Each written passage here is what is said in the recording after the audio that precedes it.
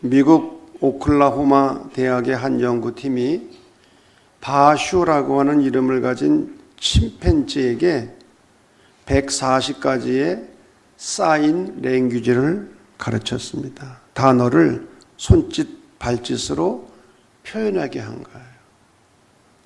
말을 못하니까. 이렇게 가르치는 동안 이 침팬지는 최고의 대접을 받은 거예요. 연구팀은 단어들을 가르치고 침팬지가 제 생각에 따라 이 단어들을 연결하여 말을 만들도록 한 것입니다. 그랬더니 이 침팬지가 제일 먼저 표현한 말이 있었습니다. 영어로 Let me go 였어요. 나를 놔달라. 의역하면 나에게 자유를 달라. 이런 뜻입니다. 아무리 최고의 대접을 해도 소용이 없었어요. 놔달라는 거야. 자유롭게 살도록. 이런 말이 있습니다. 산에 사는 꿩은 굶어 죽을지언정 닭장에 갇혀 사는 것을 원치 않는다. 여러분, 꿩을 잡아서 닭장에 넣어보세요. 얼마 안 가서 죽어요. 못 견뎌 해. 산에서 제멋대로 살다가 좁은 우리 안에 가둬놓으면은요, 견디지를 못하는 거예요. 독일이 통일되기 전의 이야기입니다. 동베를린에 살던 개 한 마리가 장벽을 넘어서 서베를린으로 망명을 했어요. 서독에 사는 개가 동독에서 온 개에게 물었습니다. 예, 거기에는 먹을 것이 없니? 아니. 그러면 거기에는 집이 없니? 아니. 그러면 왜 망명을 했어? 거기서는 마음대로 짓지를 못해. 동독에는 언론의 자유가 없음을 풍자적으로 말한 겁니다. 1789년에 프랑스 대혁명이 일어났어요. 이 대혁명의 구호가 세 가지였습니다. 자유, 평등, 박애. 이것을 위해서 피의 혁명을 일으킨 거예요. 수많은 사람들이 피를 흘리고 죽었어요.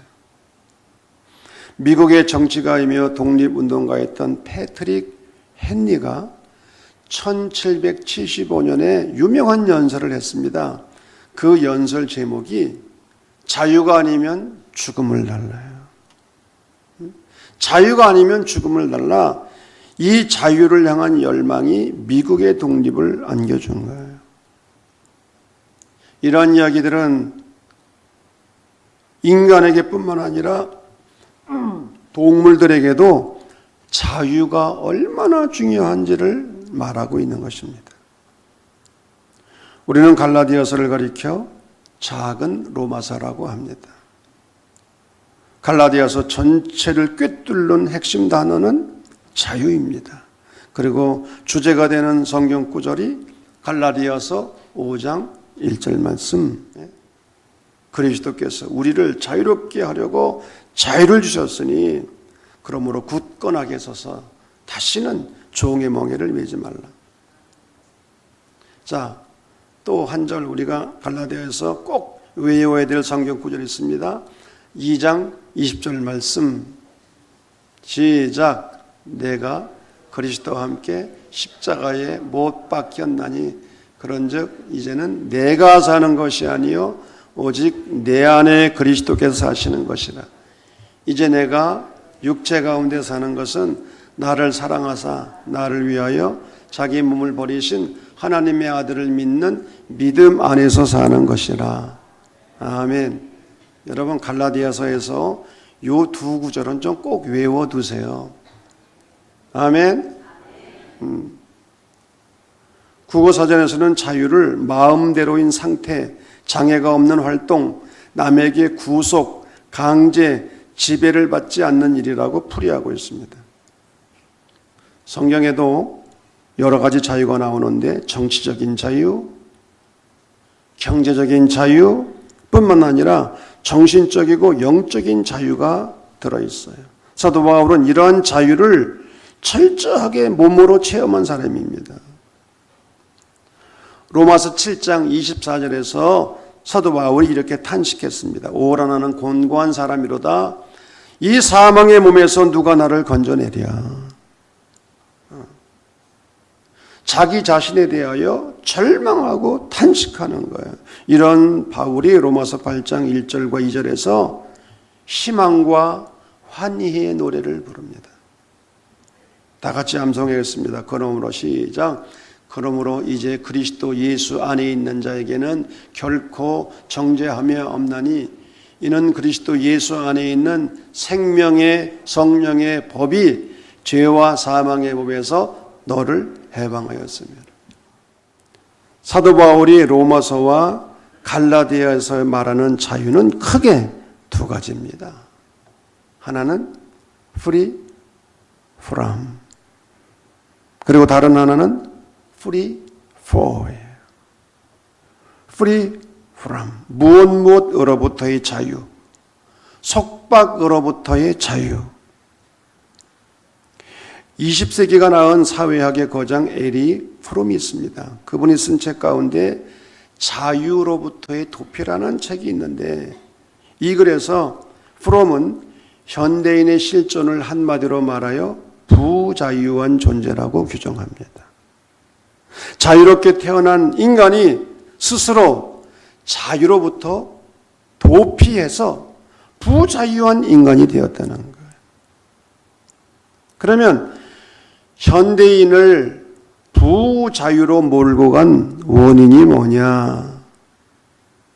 첫째는 밖으로부터 오는 위협들이 만들어내는 불안입니다.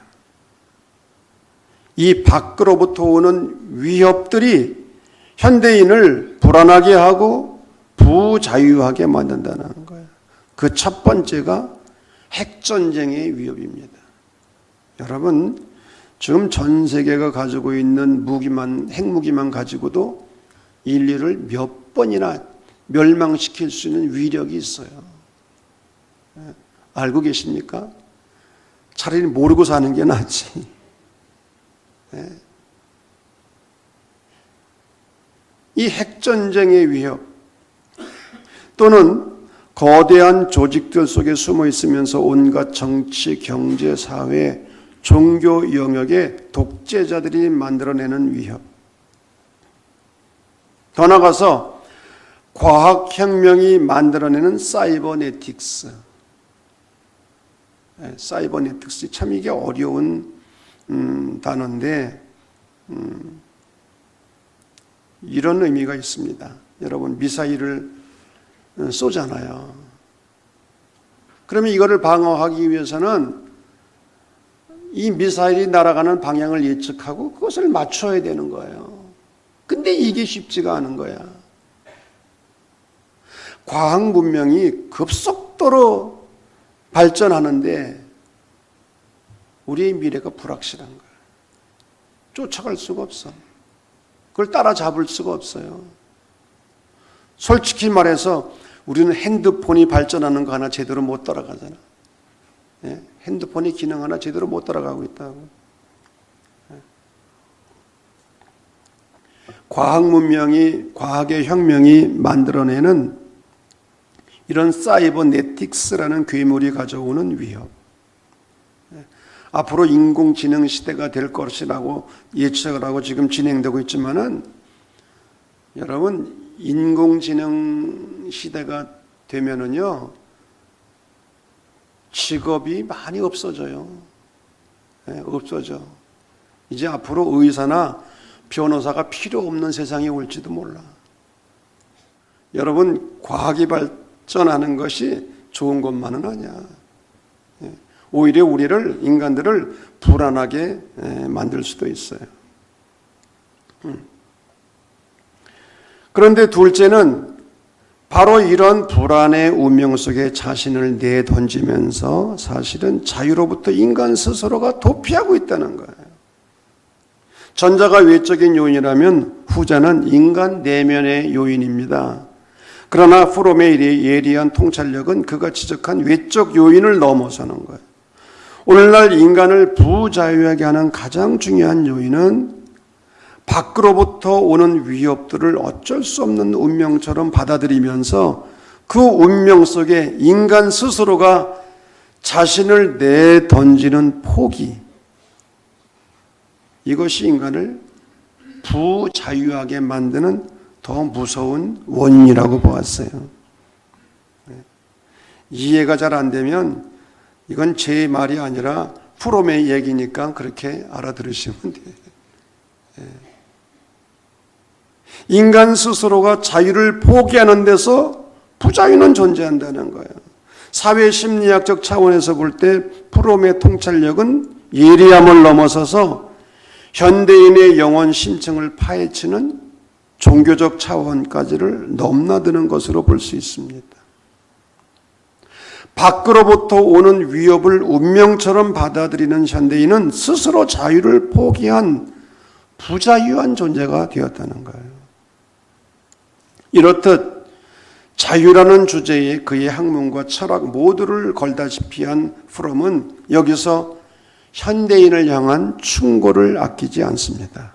그러면 현대인은 잃어버린 자유를 어떻게 되찾을 수 있겠는가? 그것은 외적인 위협과 그 위협의 운명을 맡겨버린 인간이 과감히 그것으로부터 떠나서 생각하는 주체, 이성적이고 객관적인 이성을 회복하는 데 자유는 주어진다고 설파합니다. 생각하는 주체, 이성적이고 객관적인 이성을 회복해야 된다는 거예요.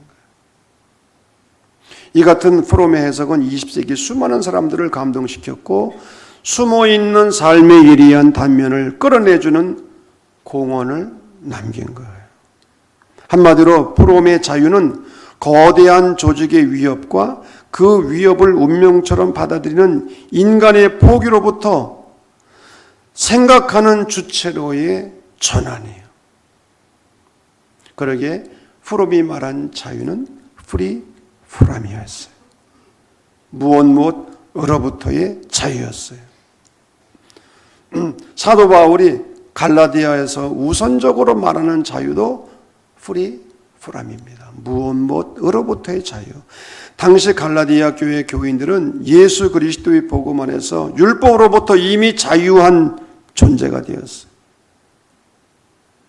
그런데 이 갈라디아 교회 안에 거짓 교사들이 침투한 겁니다. 이들이 누구냐? 유대교적 그리스도인들입니다. 유대교를 믿으면서 동시에 예수를 믿는 사람들이에요. 이 사람들이 침투해서 유사복음을 전한 거예요. 거짓 복음을 전한 거예요. 다시 말하면 예수 그리스도를 믿는 믿음만 가지고 안 된다. 율법을 지켜야 된다. 그 중에서도 반드시 할례를 받아야 된다. 할례를 강요하는 거예요. 이 할례는 유대인들에게 주어진 율법이에요.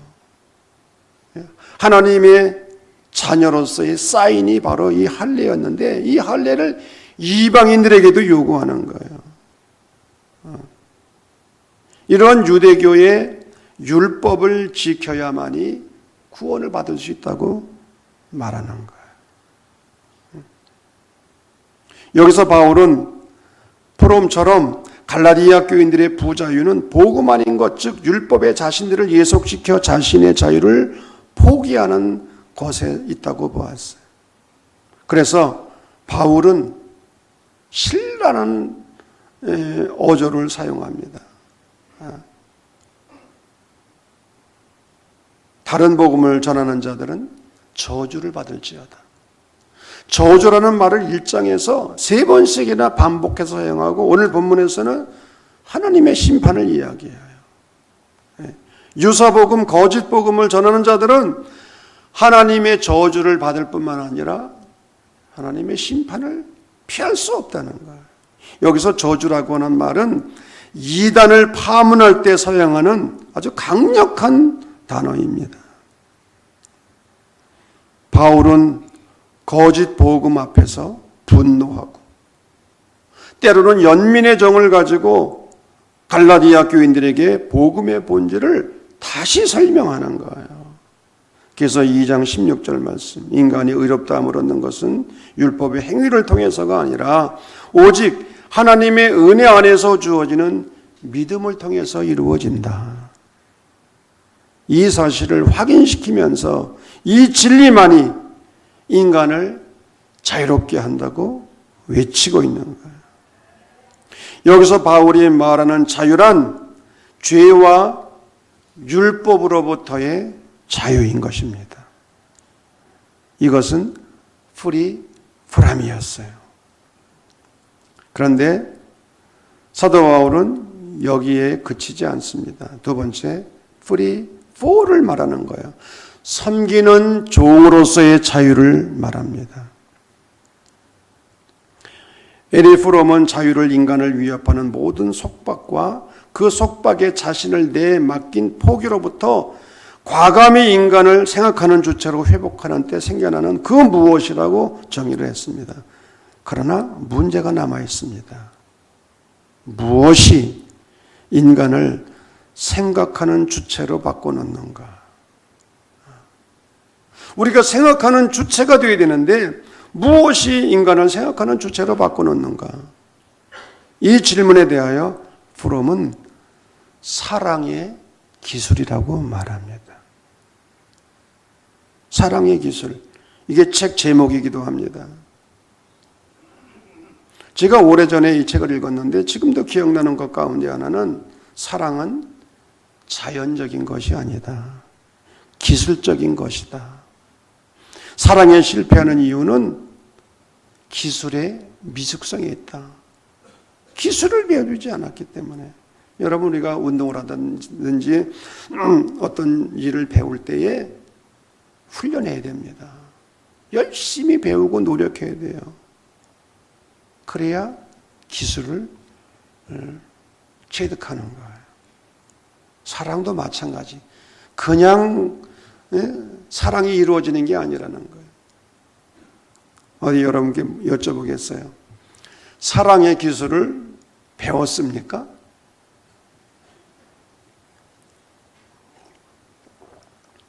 우리가 얼마나 용감한지 몰라요. 예? 운전면허를 따지 않고 자동차 운전을 하는 거 똑같은 거예요. 사랑의 기술을 배우지도 않고 결혼하고 애 낳고 살고 따라합시다. 무식하면 용감하다. 예.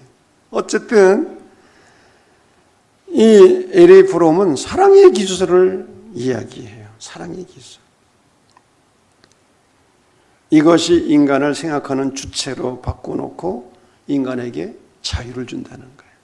그러나 여기에서부터 바울은 포럼과 결별을 하는 거예요. 갈라디아 교인들의 부자유는 율법의 자신들을 예속시킨 데 있었으며 자유는 이 율법 그리고 할례, 방종, 술 취함으로부터의 전환이었어요. 여기까지는 바울과 포럼이 공이 자유는 무엇으로부터의 자유라는데 동의하는 거예요. 그러나 바울은 율법으로부터의 자유, 속박으로부터 생각하는 주체로의 전환은 사랑의 기술로 이루어진다고 보지 않는 거예요. 왜? 인간은 타락과 함께 의인은 하나도 없고 사랑의 기술마저도 타락한 사랑의 표현일 수 있기 때문에 그것이 인간을 자유롭게 할 수 없다고 본 거예요. 인간은 스스로 자유할 수 있는 능력을 잃어버렸다는 거예요. 여기서 바울은 신앙의 비약과 역설로 자유의 새로운 가능성을 제시합니다.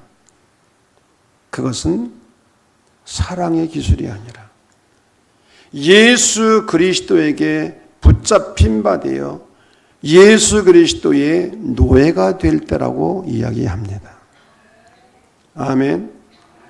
우리가 예수 그리스도 안에서 예수 그리스도에게 붙잡힌 바 되는 그때 하나님은 인간을 비로소 이렇게 여기시는 은혜 안에 두시기 때문에 예수 그리스도에게 붙잡힌 바 되는 순간부터 인간은 모든 것으로부터 자유하게 된다고 외치는 거예요.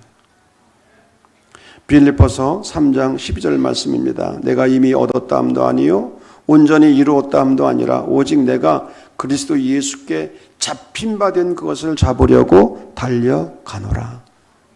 내가 예수에게 붙잡혔다는 거예요. 바울은 프롬의 한계를 극복하는 또 다른 차원의 이야기를 합니다. 프롬은 인간이 창출하는 최고의 가치인 사랑의 기술에서 자유의 완성을 모색했지만 바울은 사랑의 기술이 아닌 사랑으로 섬기는, 사랑으로 종노릇하는 섬김에서 자유의 완성이 있다는 거예요. free from은 free for로 이어져야만 진정한 자유일 수 있다는 거예요. 그러기에 바울로부터 가장 깊은 영향을 받은 종교개혁자 마틴 루터는 그의 3대 논문 중에 하나인 그리스도인의 자유에서 이렇게 이야기합니다. 화면을 보시고 다 함께 읽겠습니다. 시작. 그리스도인이란 그리스도 때문에 그 무엇에도 예속되지 아니한 완전히 자유로운 존재이지만 동시에 그리스도인은 그리스도 때문에 모든 사람을 섬기는 충성스러운 종이 되었다. 아멘. 그리스도인이 누구냐? 그리스도 때문에 그 무엇에도 예속되지 않은 완전한 자유로운 존재가 되었다는 거예요. 동시에 그리스도인은 그리스도 때문에 모든 사람을 섬기는 충성스러운 종이 되었다는 거예요. 제가 지난 금요 심야 기도 시간에 그런 말씀을 드렸어요. 제가 충주에서 첫 목회를 했는데 시골입니다. 아주 정말 가난한 시골 동네였어요. 근데 그 시골에 무당 할머니가 있었는데 이 무당 할머니가 아들이 하나 있는데 장가를 못 보내는 거예요. 뭐 가진 것이 많은 것도 아니고 그렇다고 뭐 잘난 것도 아니고 집안에 불상을 모셔놓고 그러고 있으니 누가 그것도 가난한 시골로 시집을 오겠어 어떤 여자. 그래서 제가 가서 집사람하고 전도를 하면 이 무당 할머니가 그러는 거야. 전도사님, 우리 아들 장가 좀 보내주세요. 그러면 교회 나갈게요. 근데 그러는 거야. 순서가 뒤바뀌었다고. 교회 먼저 나오면 아들 내가 장가 보내줄게. 보내줄 거라고. 근데 이 무당 할머니가 그런 얘기를 했어요. 저도 하나님이 참신인 것을 압니다. 그러나 이 잡신들이 나를 얽어맵니다. 내가 이 잡신들로부터 벗어날 수가 없습니다. 자기도 하나님이 참신인 것을 알고 여기서부터 벗어나고 싶지만 벗어날 수가 없다는 거예요. 왜? 거기에 사로잡혔기 때문에. 여러분이 온갖 악령들로부터 벗어나서 자유롭게 된 거 감사하시기 바랍니다. 70이 넘으신 직관 할아버지가 교회를 처음 나오셨는데 이분은 한평생 집터 보고 또 묘자리 보고 그런 일을 하신 분이에요. 근데 그분이 하셨던 말씀이 지금도 생생히 기억이 납니다. 예수 믿지 않는 사람들은 집터 잘 써야 되고 또 부모의 묘를 잘 써야 됩니다. 그런데 예수 믿는 사람들은 괜찮습니다. 그 이유가 뭡니까? 라고 물어봤더니 그분이 이렇게 대답했어요. 예수 신이 가장 세기 때문입니다. 예수 신이 가장 세기 때문에 뭐 다른 거 구해받을 필요가 없다는 거예요. 이사 갈 때도 뭐 손 있는 날이 어떻고 손 없는 날이 어떻고 그거 안 따져도 된다는 거예요. 아멘. 여러분, 우리는 진정한 자유인이 된 거예요. 율법으로부터 자유를 얻었을 뿐만 아니라 온갖 그 더러운 것들로부터, 우리를 얽매고 있는 그 온갖 것들로부터 우리는 자유인이 되었잖아요. 이게 얼마나 감사한 일이에요. 그러나 동시에 그리스도인은 그리스도 때문에 모든 사람을 섬기는 종이 되어야 된다는 거지. 제가 아브라함 링컨에 관한 이야기를 하면서 그런 얘기를 로마서에서 했던 기억이 나요. 링컨이 노예 시장에 가보니까 한 여인이 반나의 몸이 되어서 사람들에게 경멸을 당하고 있는 거예요. 눈을 쳐다보니까 경멸의 눈을 가지고, 증오의 눈을 가지고 사람들을 쳐다보고, 마음이 아팠던 링컨이 그 여인을 비싼 값을 주고 샀어요. 그리고 그 여인에게 자유를 주었어요. 자, 당신 마음대로 가라. 자유롭게 살아라. 그랬더니 이 여인이 저에게 정말 자유를 준단 말입니까? 그렇다. 내가 가고 싶은 대로 가도록 해준단 말입니까? 그렇다. 내가 먹고 싶은 거 마음껏 먹을 수 있도록 자유를 준단 말입니까? 그렇다.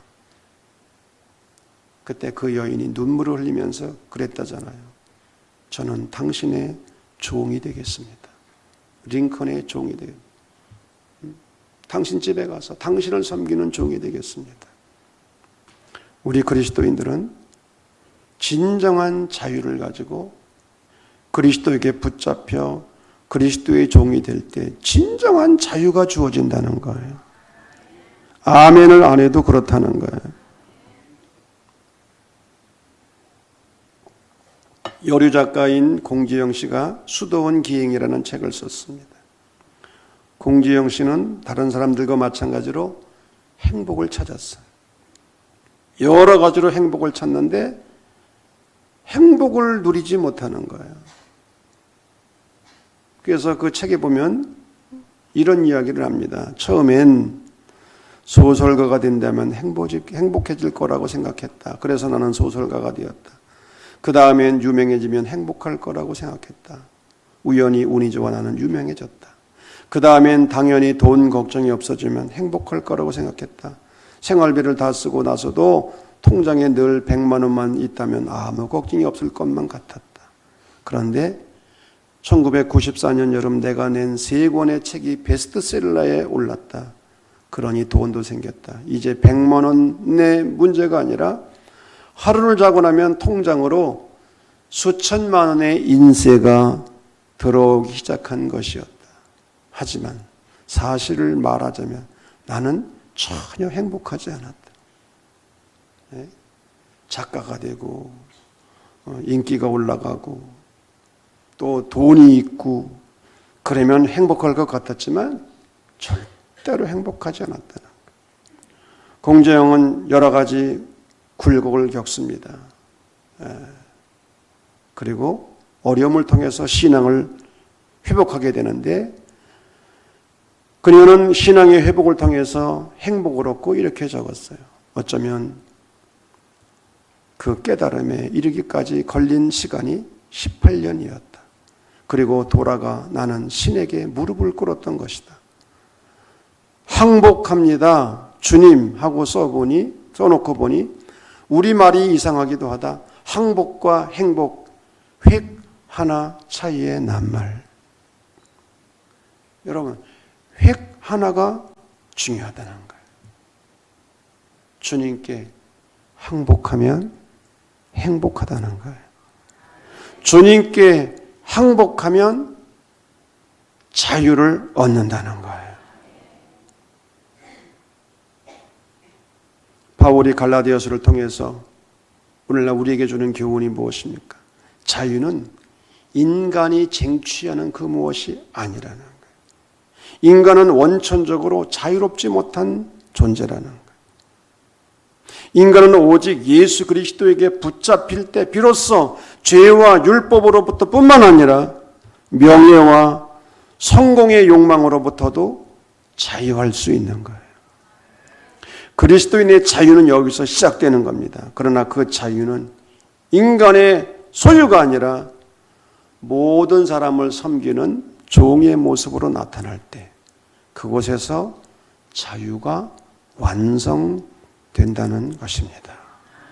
그래서 사도 바울은 갈라디아서 5장 1절 후반부에서 외쳤습니다. 그러므로 굳건하게 서서 다시는 종의 멍에를 매지 말라. 갈라디아 교인들에게 다시는 유대교로 돌아가려고 하지 말라는 거예요. 복음이 주는 자유를 반납하고 다시 율법의 노예가 되지 말라는 거예요. 바울은 그들에게 간곡하게 권면하고 있는 거예요. 굳건하게 서서라는 말은 계속해서 서 있으라는 뜻입니다. 서 있다가 주저앉았다가 하지 말고 꿋꿋하게 서 있으라는 말입니다.